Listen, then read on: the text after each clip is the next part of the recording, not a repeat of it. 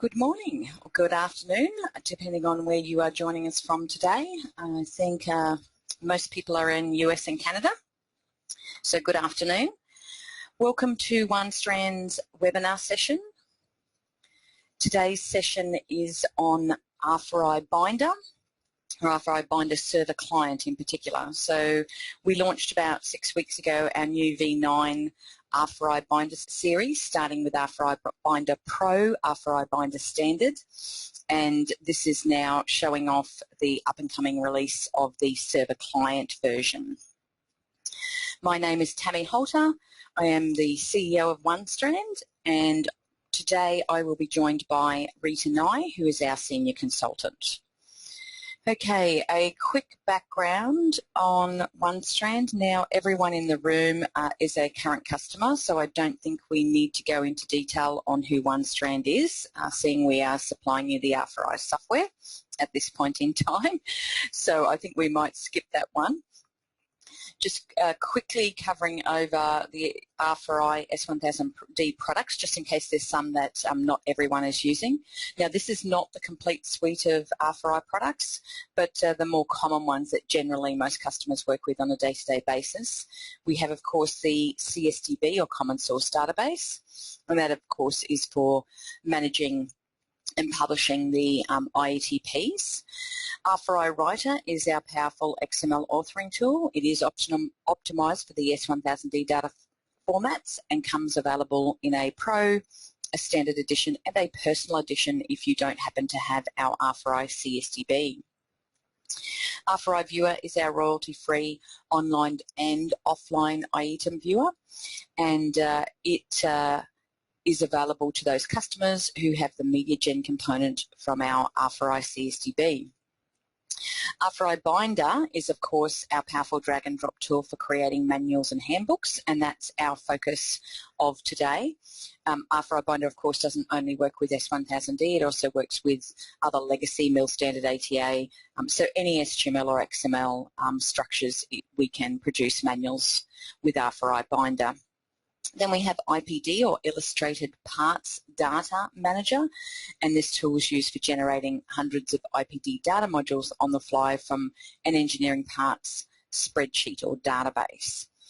Then, of course, we have our hosted platform, so for those that perhaps don't want to look after the infrastructure and the database, we have a hosted platform where we have the CSDB in the cloud, and we'll look after that for you.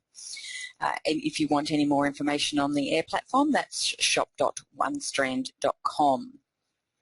So the focus of today is, of course, R4i Binder, the server client edition.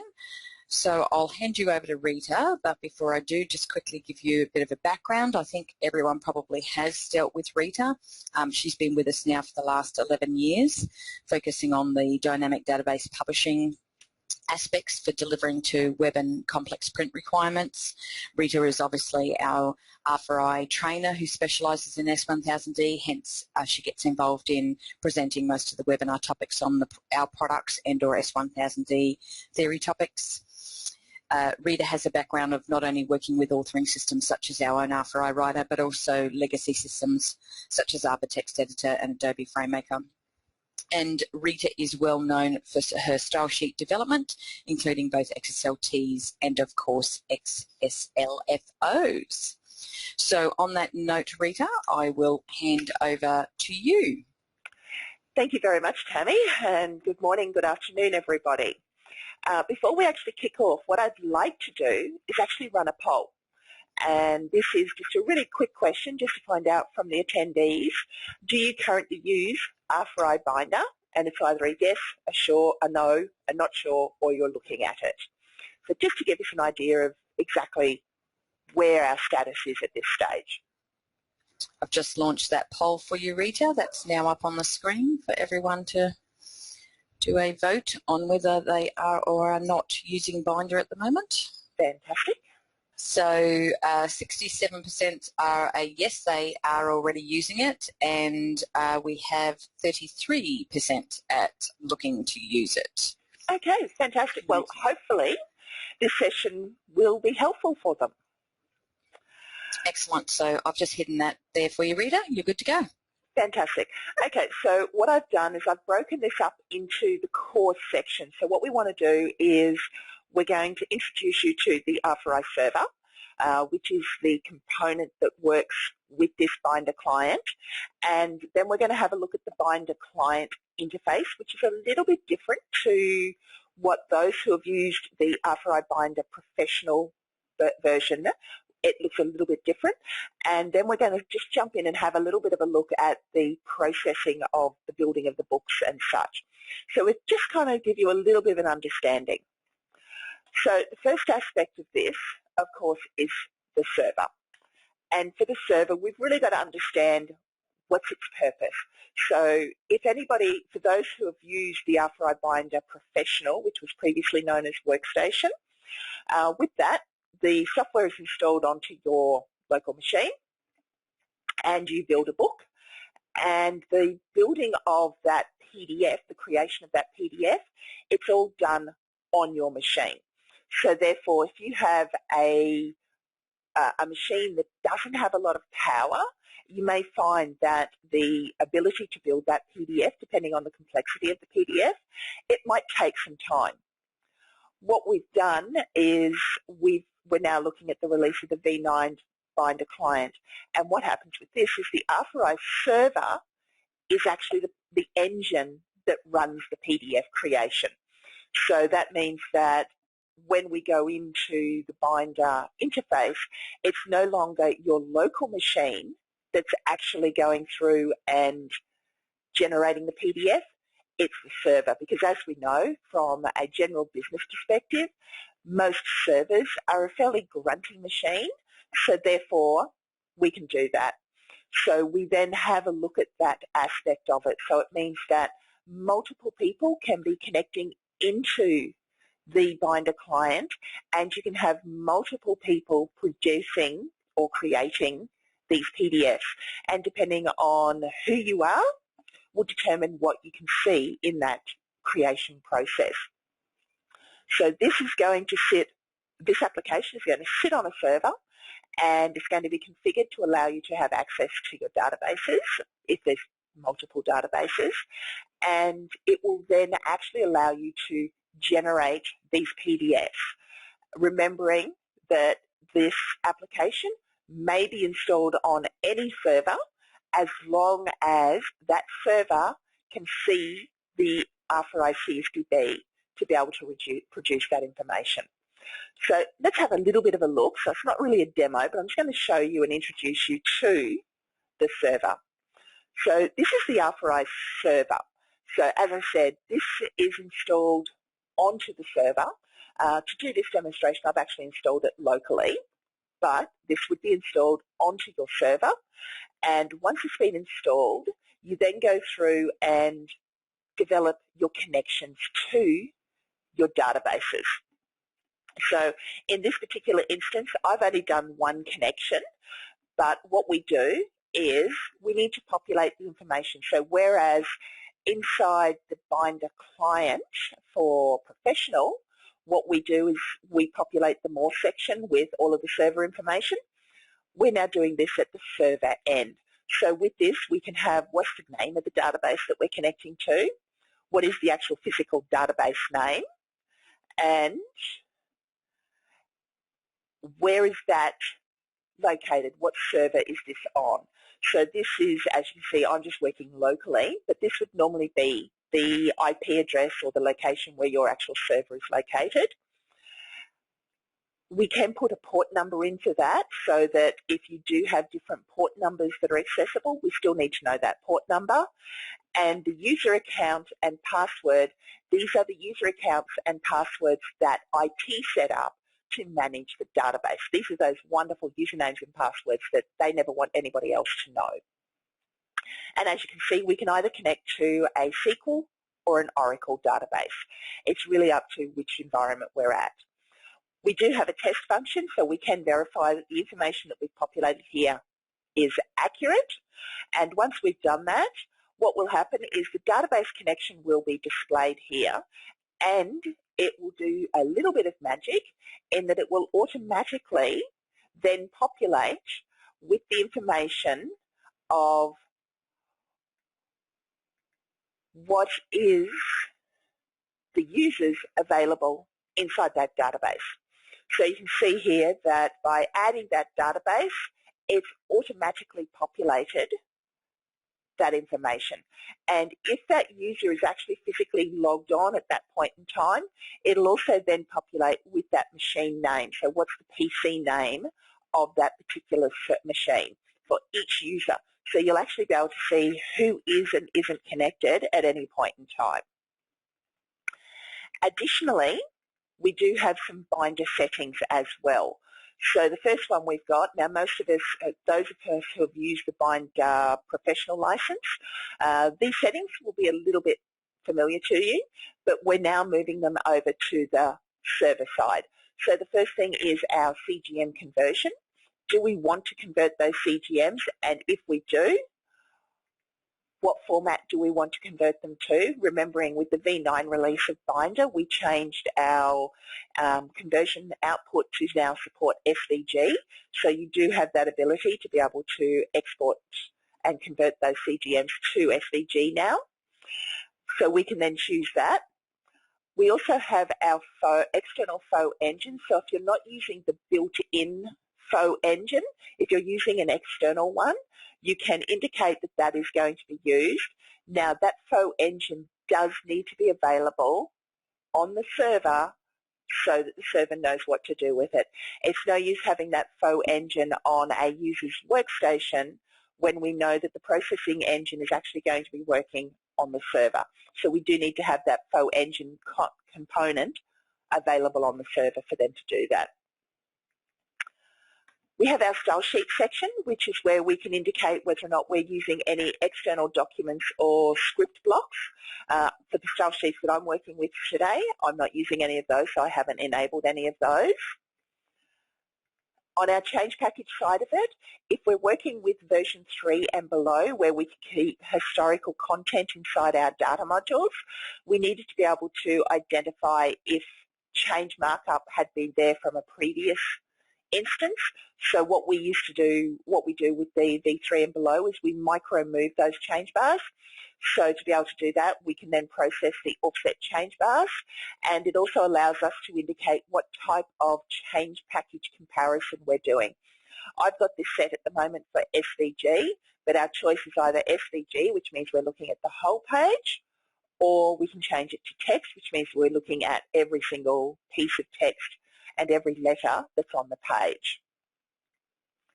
We, of course, do have a miscellaneous section, which is just where we're going, if we're building index styles, what's the index element that we're using. And we also have our build queue. And with this, what it does is it allows us to be able to control who can see what. So we've got the build queue access, which means that I've got it set for only assigned users. So that means that we can now control who can and can't see that build queue. So with the Binder client, you can set it up so if you're a member of the administrators or the power users group, you effectively get the same permissions as a client, a Binder Pro license. If you're any other sort of user, you can then be assigned to either have access to the queue, so you may have users who you want them to be able to produce the PDF, but you don't want them to be able to modify the PDF, and you don't want them to be able to release that PDF. So we can then control what they can and can't do. And you can also have it set up so that they're almost like a viewer user. And with that, what they can do is they can have access to the library and only the library. So at any point in time, that user can jump in and get access to the last published PDF. But they can't load any PDFs, they can't generate any PDFs at all. So it gives us those abilities to be able to control what they can and can't see inside the Binder interface. So again, it gives us that option. So this application, as I said, it will sit on the server, and it's going to allow all of this connectivity. So Rita, while you're toggling over to the client interface, so that discussion you've just had on the different sort of user types and what they can't do, we've prepared a little matrix document, haven't we, that highlights types of users, types of functionality, and difference between R4i Binder Professional, R4i Binder Standard, and the client. There we go. We have. So available on the support site? Yes, that will be available on the support portal, and it will be under the resources section. So what you'll do is inside the resources section, you'll drop down the list to ask for R4i Binder, and this binder comparison PDF will then be available in that location. Wonderful. Okay, thank you for confirming that. Yep, so that will all be available for users to get access to. Okay, so now let's jump across to the real core of the section, which is the R4i Binder client. So this is, instead of using Binder Professional or Binder Standard, you can have the Binder client. So this does exactly the same as what the Binder Professional and Workstation, Standard does. The big difference here is that instead of it only allowing you to launch and generate a PDF, and only if you've got 2 or 3 users generating PDF, each PDF is being created locally on those users' machines. So you can't see who else is generating those PDFs. So you could literally end up with a couple of people trying to generate the same PDF. With this, we'll be able to see all of the library, and we'll be able to see all of the instances of who's generating what publications. So again, it gives us that control. Now, one of the benefits that I have found is that if you're wanting to be able to switch from a Binder Professional to the Binder client, it is possible to do that. And so when you launch the application, what happens is you get this little dialog box that tells you, do you want to load Binder client, yes or no. If you say no, it'll launch the Binder Professional interface, where you'll then put in all of your usual information. If I say yes to this, what it does is it then loads the Binder client. So it's the same installer as we would have for the CSDB when you download and install the CSDB. It is all controlled by the licensing. We do something similar with this. So what happens is we go to our More section and we put in our R4i server. Now remember, I said I'm running everything local. So we put in our server. We populate with a port. So inside that R4i server, we nominate a port. The default one is 65,000, but each customer and their IT can set that to their own port number that they want to use. And when you click on to refresh, what it does is should have populated with my, let me just double check that my server is actually running, because I was only just in there. Let me just quickly. So while you're just checking that, Rita, I'll just let you have a check of that in for a second, and I'll just discuss. So one of the key advantages, as Rita's highlighted there, if you wanted to, you could run a pro license with a client, and we're aware that you've got both software applications. Generally speaking, that wouldn't be the case, and you, of course, would configure this server information once, and everyone would just be logging on after that. The other thing with the client interface is there's no actual licensing in the client interface. The licensing is of the Binder server, so the server-side application. And once you have the server software licensed and installed, then the clients you're allowed to put onto any desktop, and there are no licenses required for those clients. So basically unlimited ability to have people producing PDFs. So as long as your server has the capability to be able to handle 100 users or whatever you want to have attached to producing PDFs, then you basically don't need to worry about licensing the Binder client software. And of course, as Rita said earlier, you can drive from the CSDB what profiles those users have in the CSDB. So can they build books, or can they just generate PDFs, or can they just look at PDFs? So that's how we control that from the server side. So hence, then it's just Binder client can become stock standard software application that's installed. We don't have to worry about licensing, and we don't have to worry about configuring, are they a professional user, a standard user? That's all done on the CSDB side. So the software is just installed and everyone's good to access it, and their profiles are set and configured and controlled from the CSDB side of the house, the server side of the house. Okay, you're all good, Rita? I am. So now when I click on to refresh repository, you can see that my repository list is populated. So if I had a production and a test database, I could have those two different connections, and I could just choose which repository I want to connect to. As you saw, I've only set one database connection, so it's only going to show me my demo database. And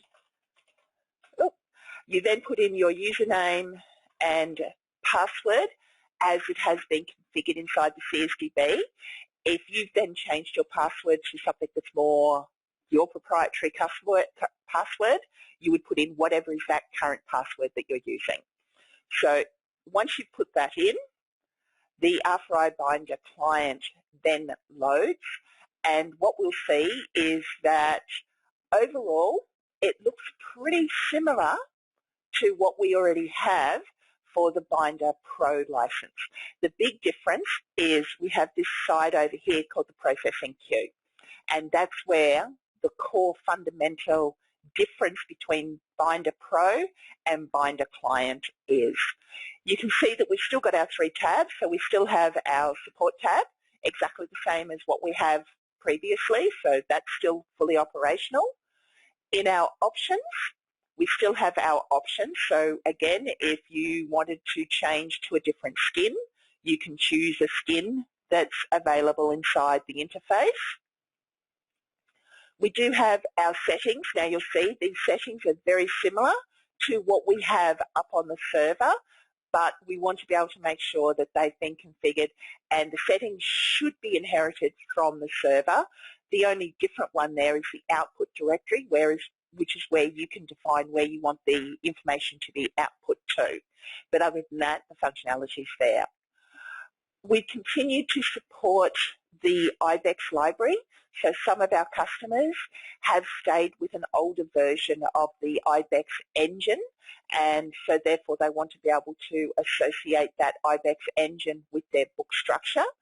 So we have continued to maintain that support, and it's really up to each customer as to when they want to upgrade their style sheets to work with the newer versions of the IBEX engine. Now, in version 8 and below of Binder, we had a chapter and a section, and that was the depth of the book structure that we could go to. With the release of the Binder V9, which, as Tammy said, was about 6 weeks ago, we introduced that we could have deeper book structures. And what we've done is we've expanded that to a maximum group level of 10. We had to pick a number, and we thought, well, 10's a nice number, so you can have a chapter, section, subsection, sub-subsection, 10 levels deep. I don't necessarily want to do a style sheet for it, but hey, we've allowed that support for our customers. So if you do have quite deep book structures, we can go up to 10 levels deep. Our home toolbar, it's pretty much exactly the same. There is no real difference with the functionality that we have inside our home toolbar. And then on the left-hand side, we have our repository store. And with this, we have access to our repository, our style sheets, and our resources. So again, with this, we have access to whatever files or folders have been made available to us based on our permissions. So if you've got permissions to these folders, be them read-only or read-write, you'll be able to see that content. We've also made that small modification, which is if you're wanting to be able to build a book structure, but you currently don't have your content published, we can still build a book publication based on that information. So you can see that instead of in the V8 we used to only be able to see what was physically published, now in the V9 we can see all the folders and all the files, and it allows us to build a book structure, but when we go to generate the PDF, it'll only include those files and folders where the content has been physically published, and that's relevant for both Binder Pro and Binder Client. So it does give you that capability. Our PDF style sheets, this is where you would store all of your PDF faux style sheets. So you're almost probably already using this, so all of your style sheets really should be stored inside the CSDB. And our resource section, as with our Binder V9 release, the resource section is where you now store all of those general files that you need to have that goes towards the building of your book structure. So with this, previously they could point to a file that was in a local location. So you could go right-click and add an image from your local drive. We've removed that capability now. So if you want to have a generic graphic on your cover, or you want a generic graphic to be in the header or footer of your documents, those files need to be stored inside the CSDB in the resources section, and you then add those files to your book structure from the resource section. The library is where we can see all of our book publications, so hasn't changed. It's still exactly the same as what we have in our Binder Pro. So with this, if we wanted to generate a book, we can then double-click onto the publication, and you can see here it then nominates the user that's using that book. So if someone else then logged into Binder Client and came to the library, they would be able to see that I'm currently using that book publication. And we can see here that I have associated a style sheet that's external to my CSDB, which I would use for style sheet development, but it's not the recommended way that we would do that. And I then go create PDF. And what happens is that information gets added to the processing queue. So it will then go through and generate that PDF. So we can go through and view that information. I could then go through and load another book and create.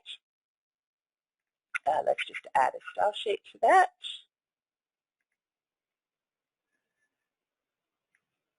So I noticed this time, Rita, you're grabbing your style sheet from the CSDB, which is what we encourage, right, is keeping version control and consistency. Everyone's grabbing everything in a controlled fashion. Like you said, for development, while you're working on a style sheet, to check it back into the CSDB as TDS. So we have the ability to have it local, but it's normally only used for developers. Correct. And if you have it stored locally and you've got multiple users that are using and developing that, building that book, they're going to have exactly the same path to where that style sheet is located, which is not always the case. Yep. Yeah. See here. So Yep. So by generating another PDF, it'll actually allow me to go through and build multiple PDFs. Now, once it's in the queue, we've got a few different things that we can do. We can right-click onto it and we can download the PDF. We can download the build log or the XML and images. So once you've generated a book structure, if I was going to develop a new style sheet, I would want the XML and the images because I want to do that externally from Binder. I go through and use my tools to develop the style sheet, and then I go through and build it in my format.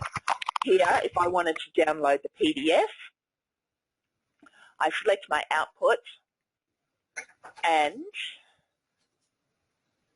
I can then open that output location,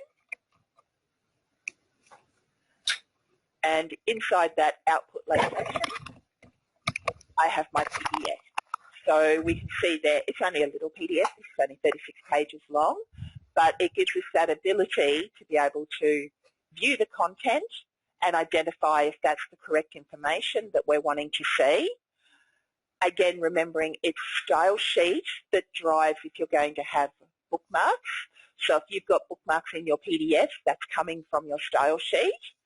And when we navigate through, we can then see the content of that particular piece of information. So it's very much driven by what you put into your style sheet as to how that content is going to work. So if we were then happy with that, we could then release that. And again, release means that we're going to write that into our library, and it would then be viewable and available via the library. We don't encourage keeping content inside that processing queue for the, just in case someone wants to look at it. It's not necessary. The queue is there for you to process the information, view it, check it, and make a decision. So you're either going to release it or you're going to delete it. So you do need to make those decisions, and you don't want to leave this content inside that processing queue for days on end. It's very much let's work with it as it is a focus of this is what we're working on at the moment. When we're finished, let's get rid of it and go through from there. So if we went delete, we can then get rid of each one of those. So that was just processing through. Now, one of the things that we didn't get a chance to demonstrate with the Binder Pro or V9 release was the usage of publication modules. So we thought, that's okay, we can cover it now.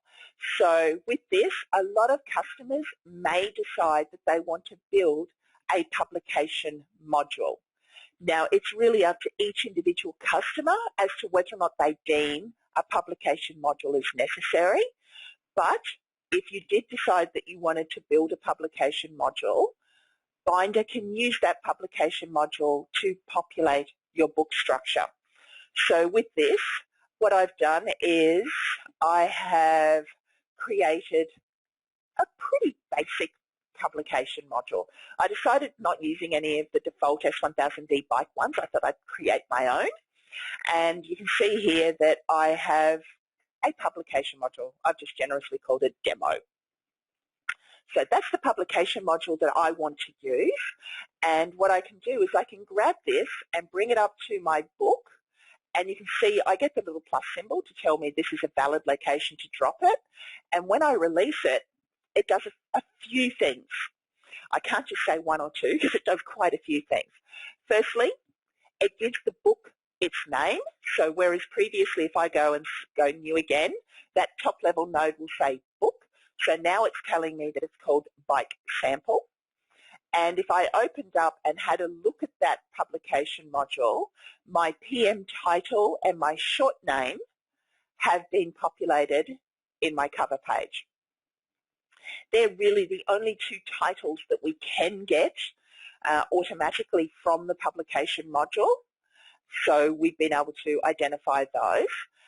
Additionally, we've also added that publication module into our book structure. And you're going to be looking at me and going, but why do we even need that? We've now built our book structure. There may be additional information that's contained inside that publication module that you want to incorporate into your style sheet and into your publication. Now, even though we've used that publication module to build our structure, and you can see if I go into my body, I've now got 4 chapters. And as I said, I did a really basic structure. I didn't do any subsections or such. I just did flat. And we've got all of the data modules that make up that book structure. We can see that some have got some exclamation marks against them, and that indicates to us that those files aren't available to us to be incorporated into the publication module or into the publication PDF. but it allows us to do that. And you're going, okay, that's still great, but why do we need to have the pub mod there? And as I said, there may be additional information inside that publication module to give us that information. The thing that we need to be aware of is the binder structure is a proprietary structure to Binder. We're using industry standard style sheets, so XSL FOs, to do this creation, but the structure of the binder producers is proprietary. So there may be some additional configuration information that is needed that we can either retrieve from that publication module or that we need to add into our book structure over and above what the publication module does. So we need to be aware of what we're doing with this structure. Then I can... So Rita, is an example there, for instance, you know, the pub module has obviously, like you said, created sort of a core chapter level with the data modules in it. So things like, for instance, we might at this very point go, oh, the book actually needs a TOC and an LEP, etc. So we can still add those in there, and that's, like you said, now, although we're using fundamentally the core of the pub mod, we're actually enhancing or adding on top of that another layer, and hence you've got to make sure your style sheet not only works with the core structure of what the pub mod was expecting, but of course the additional objects and elements that are in the book structure now that we've got in Binder. Correct. Yep. Okay. So if you wanted to have a graphic on your cover page, you'd still need to add the graphic onto your cover page. If you needed to have a logo appearing in your header, you still need to add that logo to your book structure.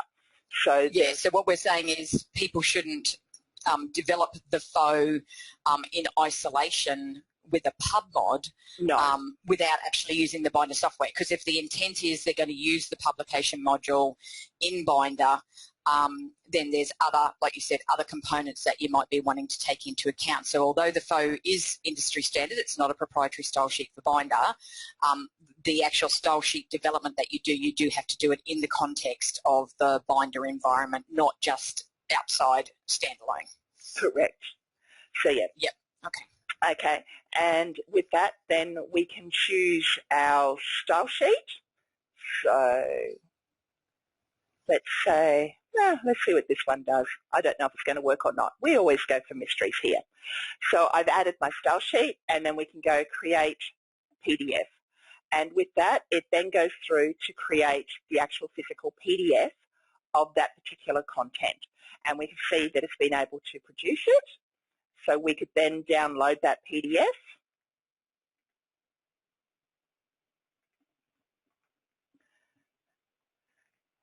And we then produce that PDF. And again, presentation of the content is very much based on the style sheet that you've chosen, again including our TOCs. So it gives us that capability without having to worry about it. So you can see if you've got a really grunty machine and you've got a really big publication, utilising the information or the power of that server is quite beneficial. Okay, the last little bit that I wanted to show, and this was available, that is available inside Binder Pro, is the ability to be able to create a HTML PDF as well. We've now got that inside Binder Client as well. So we can see here that under the Create PDF, we have Create HTML PDF. And what happens here is that if I don't have a style sheet associated with my book structure, I've only got Create HTML PDF available. And what this does is it generates a HTML PDF based on your XSLT that's inside your CSDB. So remember, inside our CSDB, we associate the schemas to an XSLT to allow us to render content into a HTML presentation. A lot of customers still like to be able to then generate PDFs to then publish that for QA purposes. So what they would do is they either go into the CSDB and right-click and go Save as HTML or Save as PDF, or they're inside Writer or any other authoring tool and they go File, Print to, or Save to PDF. And when they do that, it produces a single PDF of one data module. The Create HTML PDF, what you can do is you can build all of the folders that you want. So you can literally drag a whole folder over with all of the data modules contained inside that, and it will then allow you to generate a complete PDF of all of this content as if it was going to be displayed in a HTML environment. Now that means you don't get a cover page, you don't get an LEP, you don't get a TOC, but you do get bookmarks. The bookmarks are generated by the folder structure here. And when we're generating that, what happens is the Binder interface converts each of those data modules into a HTML presentation, and then it PDFs that HTML. So the things that we look at for a general PDF control, things such as we want titles to stay with content, we want table heading rows to be repeated across all the different pages of the table, all of that functionality you will not get in a HTML PDF, because this is literally going to a web page, generating a PDF from that web page. So all of those controls that we expect inside a PDF, you don't get that if we do the Create HTML. So this is just, I want to be able to produce a batch of data modules into a single PDF, and I don't have tools such as Acrobat Pro to be able to stitch those together. So this is purely... So this is a PDF batching tool, right, Rita? So this Absolutely. is, like you said, you've got, everyone's been authoring.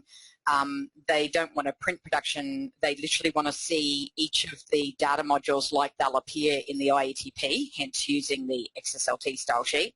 Correct. But they want to be able to proof them. Engineers might be wanting to proof them as a PDF, so you can just take all the folders, all the files that you want, drag them across. You don't do anything else to the book, and you don't even need to save it as a book structure, right? I mean, you could just generate the PDF and then ditch it. Absolutely. This is just a batching tool. It's a batching tool only, but it's now across Binder Pro, Binder Standard, and Binder Client. So we've just made this universal across all levels so that everything is consistent no matter what. And the same, the pub module that you were talking about earlier as well, we did actually get that into the official release of the Binder Pro and Standard as well, didn't we? Yep. Yes, we did. So as that got released, that feature did actually come out. It was just because we'd done a webinar demonstration session of it earlier, that particular feature wasn't complete. So we now got to demo it. Correct. Okay. Anything else that you need to share with us, Rita? No, that kind of does it. So it's now open to the floor if anybody's got any questions at all. And while we're waiting to see if that happens, I'll just pop us onto the slide. So if anybody does have any questions at a later time, you've got our contact details there, so you can easily send us emails. If it is more of a support perspective, we'd then actively encourage you to go to our support portal to raise a support ticket for it, but hopefully I've been able to provide some introduction and understanding on what is Binder Client. So Rita, there is a question, and this applies actually whether it's whether someone's moving to Binder Server or whether they're just upgrading from the Binder Pro version from V8 to V9. Yep. The question is, what's the process for upgrading, and can you run the two products side by side? Can you run V8 and V9 side by side? And, the process, what's the recommended process for upgrading, the books and testing them, etc.? Okay, so short answer for running in parallel or side by side is if you've got licenses available, yes, you can, but be aware that once you have opened a book with the Binder 9, it can't be used with Binder 8 any longer. So what we would be recommending to customers is most customers tend to have a production and a test environment. So upgrade your test environment and connect to your test environment, remembering if you've done a restore of your production to your test, all of your books, everything that you've used inside your production environment is now available in that test environment. So it allows you to open up all your books, run through, check them all, verify it, and confirm that everything's operating correctly. And then once you have completed all of that, that's the time that you can then move and start opening your books in your production environment with Binder 9. But yeah, you do need to be aware. So obviously they're going to need a test CSDB/database, correct, as well as the a test version of Binder as well. So like we said, most customers do have one of everything. They'll have a test CSDB, a test client, a test writer, a test Binder, all for that purpose of doing upgrades. Correct. So take a copy of your current production database. It'll have all your book structures and all the legacy book versions that you've saved and archived into the CSDB. So you'll restore that database into your test environment. And then, like you said, you'll use your Binder Professional 9 to open those books, run them, make sure there's no shift, anything going on, and that you're happy. And once you've proven that all your books can be produced in the V9 environment, you're good to then, of course, update your production work environment. Correct. So yeah, so it's doing that managed upgrade process. People shouldn't just go, oh, new version, install it, yeah, and go for it. Yeah. They've got to test in a production environment. Yeah. We can do as much testing as we can possibly do, but every customer is unique. Every customer's environment is unique. All of that functionality is going to have an effect. So you do need to make sure that it works in your environment, because you've got other, from a customer's perspective, they've got other controls that can have an effect on it. So IT may do some restrictions and all sorts of different things, whereas for us, we get a little bit more flexibility. IT don't control us as much as what we have out in the real world of client environments. Yeah, absolutely. And of course,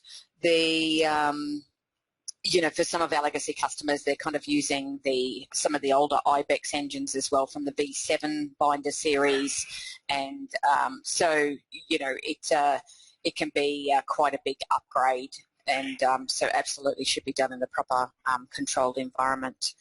Okay, absolutely. I think.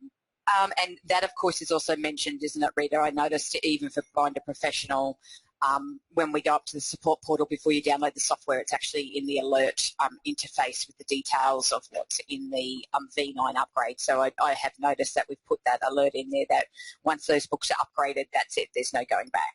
Correct. We tried to give as much alert as possible so that customers were aware of it. So, yeah, you do need to be aware and have a controlled way of upgrading your books to the V9. Mm-hmm. Excellent. Okay, wonderful. There's no other questions at this point, Rita, so I think that probably is a wrap this morning. Thank you, everyone, for attending the session. Hopefully you've learnt some new things as well. We did, of course, do a Binder Professional where we dug in a little bit deeper into some of the core features that we haven't mentioned here today. We've just done the extended features over on the Binder client this time.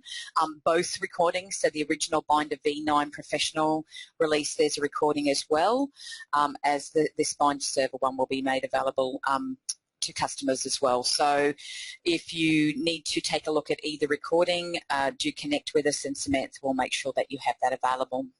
So thank you, everyone. Thank you for your time. And what's our plan for next month, Rita? Do you remember? Next month is... April, but I don't know what we're doing. I think we're doing it late. And I think it's going to be a sneak peek at what we're presenting at the ATA conference, I think.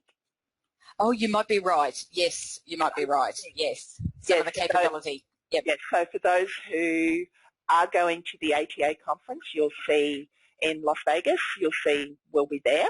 and we're going to be doing some different presentation of content. So we're going to be doing a sneak release of that to our customers so that they're aware of what we're there for, so they'll be able to see that. Wonderful.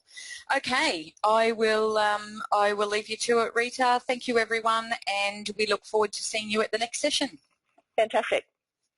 Thank you.